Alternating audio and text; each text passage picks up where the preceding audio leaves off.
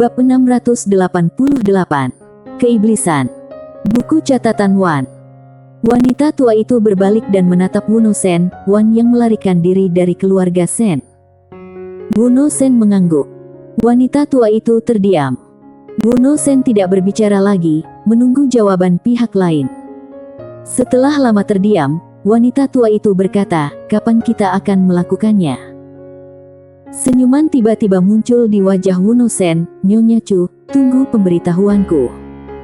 Wanita tua itu mengangguk, "Ya." Wuno Sen tidak berkata apa-apa lagi dan berbalik untuk pergi bersama Serlena Sen. Tak lama setelah Wuno Sen dan Serlena Sen pergi, seorang pemuda berjubah putih muncul di samping Nyonya Chu. Pemuda itu melirik ke arah Wuno Sen dan Serlena Sen yang pergi dan sedikit penasaran, "Nenek, ada apa tentang Wan?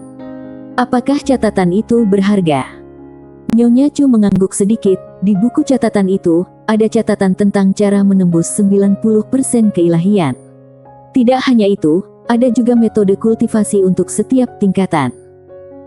Berbicara tentang ini, sedikit kerumitan muncul di matanya. Saat itu, Wan dikatakan sebagai yang terkuat di ranah Shinto, dan dia adalah yang terkuat di setiap ranah, dan metode kultivasi dewanya berbeda dari kita dan negeri roh kuno. Itu unik. Pemuda berjubah putih itu sedikit khawatir, keluarga Sen tidak lemah, tapi mereka ingin bergabung dengan orang luar untuk membunuh pemuda itu. Pemuda itu mungkin tidak mudah. Nyonya Chu mengangguk sedikit, dengan sedikit kelegaan di matanya. "Bagus jika kamu berpikir seperti ini." Pemuda berjubah putih itu sedikit penasaran, "Kenapa nenek?" Nyonya Chu berkata dengan tenang, "Kita akan pergi ke sana, tapi kita tidak perlu mengambil tindakan. Apakah kami mengerti?" Pemuda berjubah putih berkata dengan sungguh-sungguh, "Nenek ingin pergi melihat-lihat dulu. Jika pemuda itu benar-benar tidak sederhana dan keluarga Sen tidak memiliki peluang untuk menang, kita tidak akan mengambil tindakan. Tapi jika keluarga Sen memiliki peluang untuk menang, maka kita akan mengambil tindakan." Nyonya Chu mengangguk, "Ya." Pemuda berjubah putih itu berhenti bicara. Nyonya Chu berkata dengan tenang, "Jangan khawatir tentang gengsi. Istana Chu mampu bertahan selama bertahun-tahun di bawah pengawasan negeri roh kuno karena kita tidak tahu malu, mau mengakui kepengecutan, mengakui kekalahan, dan bersedia untuk menoleransi. Apakah kamu mengerti?" Anak laki-laki berjubah putih itu terdiam.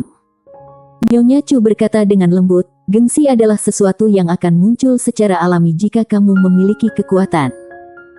Anak laki-laki berjubah putih itu mengangguk, "Aku mengerti." Nyonya Chu menengadah ke langit, jejak keengganan muncul jauh di matanya.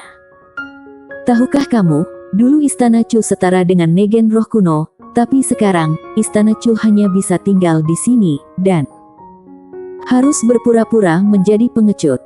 Oleh karena itu, dia tidak bisa melepaskan kesempatan apapun agar Istana Chu bangkit kembali." Merebut catatan Wan kali ini tidak diragukan lagi merupakan kesempatan bagus bagi Istana Chu. Setelah Sander Ye mengikuti Zentian kembali ke klan Zen, dia kembali ke pagoda kecil, dalam waktu kurang dari 1 jam, fisiknya pulih sepenuhnya. Setelah mendapatkan kebugaran tubuh fisiknya, Sander Ye perlahan menutup matanya. Meskipun jiwa pedangnya kini telah mencapai keilahian, dia masih belum mampu menghadapi orang kuat dengan keilahian 70%, bahkan dengan kekuatan garis keturunan. Kekuatannya masih belum cukup. Jauh dari cukup. Sander Ye menggelengkan kepalanya untuk menjernihkan pikiran menjengkelkan di benaknya, dan berusaha menenangkan dirinya. Jika tidak bisa mengalahkannya, maka biarkan saja. Tidak perlu khawatir dan mengalami suasana hati yang buruk. Tidak sulit untuk mengakui bahwa kamu lemah. Setelah memikirkan ini, suasana hati Sander Ye berangsur-angsur menjadi tenang. Kemarahan dan keengganan tidak bisa membuatnya lebih kuat, tapi menyadari kenyataan bisa. Yang perlu dia lakukan sekarang adalah bagaimana meningkatkan kekuatannya. Sander Ye perlahan menutup matanya lagi. "Tuan Pagoda, bantu aku." Kali ini, dia ingin mulai mempelajari ruang dan waktu khusus yang ditinggalkan oleh wanita bergaun polos. Dia ingin menggunakan waktu dan ruang ini untuk menciptakan keterampilan pedang khusus. Untungnya, Ruang dan waktu khusus ini tidak menolaknya, tidak hanya tidak menolaknya, tetapi juga membiarkan dia untuk menjelajah dan meneliti. Bantuan Tuan Pagoda tentu saja sangat penting. Bagaimanapun, pagoda sekarang terintegrasi dengan ruang dan waktu khusus itu. Tanpa bantuan dan kerjasamanya, penelitian Sander Ye akan menjadi sangat sulit. Segera, Sander Ye secara bertahap menjadi satu dengan waktu dan ruang khusus itu. Setelah berintegrasi dengan ruang dan waktu khusus itu, Sander Ye dengan hati-hati merasakan bahwa perbedaan terbesar antara ruang dan waktu khusus ini dengan ruang dan waktu eksternal adalah perbedaan kecepatan berlalunya waktu. Sebuah ide tiba-tiba muncul di benak Sander Ye. Apa yang akan terjadi jika ruang dan waktu ini menyatu dengan pedangku? Setelah memikirkan ini, Sander Ye segera melakukannya. Dia mulai perlahan mengintegrasikan ruang dan waktu khusus ini dengan pedangnya. Namun, begitu dia melakukannya, ekspresinya tiba-tiba berubah secara dramatis, dan pada saat yang sama, tubuhnya menjadi ilusi. Sander Ye merasa ngeri dan berhenti dengan cepat. Pagoda kecil berkata dengan sungguh-sungguh, "Tidak bisa, kekuatanmu saat ini tidak dapat menyatu dengan ruang dan waktu ini." Sander Ye terdiam dan terlihat sedikit jelek. Seperti yang dikatakan Tuan Pagoda, ruang dan waktu ini terlalu menakutkan, dia tidak dapat berintegrasi dengannya sekarang. Jika ruang dan waktu khusus ini memiliki niat buruk terhadapnya, dia pasti sudah terbunuh sekarang. Jika dia bunuh diri seperti itu, tidak tahu apa yang akan dipikirkan bibi yang bergaun polos dan ayahnya. Pagoda kecil berkata dengan sungguh-sungguh, "Kamu mungkin harus meningkatkan kekuatanmu terlebih dahulu, kemudian kamu dapat mencoba mengendalikan ruang dan waktu khusus ini." Sander Ye tersenyum dan berkata, "Tidak perlu." Pagoda kecil sedikit terkejut, "Kenapa?" Sander Ye, "Meskipun tidak dapat menyatu dengannya, aku dapat menyerap kekuatan khusus ruang dan waktu." Pada saat itu, dia merasakan kekuatan ruang dan waktu khusus. Sander Ye segera duduk untuk memulihkan tubuhnya. Ketika tubuhnya pulih, dia mulai perlahan-lahan menyerap kekuatan khusus ruang dan waktu ini. Dan ketika kekuatan ruang dan waktu ini memasuki tubuhnya, dia langsung mengernyit, karena dia menemukan bahwa tubuhnya masih tidak mampu menahan kekuatan ruang dan waktu itu. Karena tidak ada cara lain, dia pun menggunakan pedangnya yang tak terkalahkan sebagai wadah, memungkinkan kekuatan waktu dan ruang memasuki jiwa pedang. Itu berhasil. Ketika dia melihat pemandangan ini, Sander Ye sangat gembira, tetapi segera, senyuman di wajahnya membeku, karena tidak butuh waktu lama baginya untuk menyerapnya, pedangnya yang tak terkalahkan secara bertahap menjadi ilusi. Tidak bisa menyerap terlalu banyak.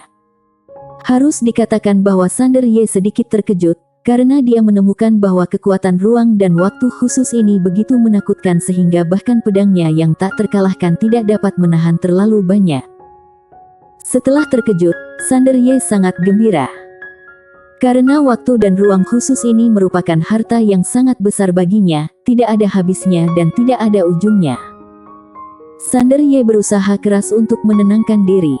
Meskipun ini adalah harta yang sangat besar, dia tidak dapat menggunakannya terlalu banyak dengan kekuatannya saat ini, karena kekuatan ruang dan waktu khusus ini terlalu kuat. Hanya pedang King Xuan dan pedang Hangdao yang bisa sepenuhnya menanggung kekuatannya. Setelah beberapa saat, Sander Ye mulai perlahan menyerap kekuatan ruang dan waktu khusus ini.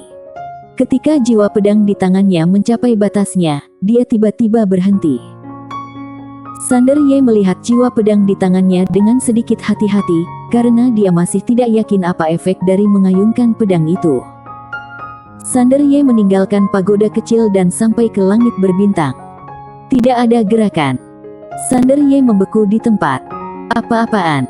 Tidak ada gerakan. Wajah Sander Ye penuh keraguan. Dia melihat jiwa pedangnya dan kemudian melihat sekelilingnya. Wajah Sander Ye menjadi gelap. Bagaimana bisa? Tepat ketika dia hendak mencoba lagi, tiba-tiba jelek. Dengan dia sebagai pusatnya, wilayah bintang yang terlihat terhapus dalam sekejap dan berubah menjadi hitam pekat. Sander Ye tercengang. Benar-benar bingung. Apa-apaan? Pada saat ini, Pagoda kecil tiba-tiba berkata, penindasan ruang dan waktu, penundaan waktu. Sander Ye berkata dengan suara yang dalam, yang dimaksud Tuan Pagoda adalah perjalanan ruang dan waktu ini berbeda dengan dunia luar. Oleh karena itu, ada penundaan saat aku mengayunkan pedang. Pagoda kecil berkata, ya, ada penundaan saat kamu mengayunkan pedang. Sander Ye terdiam. Apa yang terjadi? Juga ada penundaan saat melawan orang-orang. Lalu dia memikirkannya. Sepertinya dia bisa mengejutkan musuh. Karena pedang ini berbeda dengan memotong masa depan. Perbedaan terbesarnya adalah dia tidak tahu berapa lama waktu yang dibutuhkan untuk membunuh dengan pedang ini. Tidak bisa merasakannya sama sekali. Dia bahkan tidak bisa merasakannya. Apalagi yang lain. Tentu saja kekuatannya juga berbeda. Seperti yang dikatakan Tuan Pagoda, pedang ini akan sepenuhnya menekan ruang dan waktu yang ada. Ini sangat kuat, dan juga sangat misterius. Senyuman perlahan muncul di wajah Sander Ye. Saat ini, Tuan Pagoda tiba-tiba berkata, ini bukan inovasi, ini disebut transportasi. Sander Ye Guan tertawa. Seperti yang dikatakan Tuan Pagoda, apa yang dia lakukan memang disebut transportasi, memindahkan kekuatan waktu dan ruang di dalam menara keluar. Sander Ye tersenyum dan berkata, Tuan Pagoda, aku harus meluangkan waktu.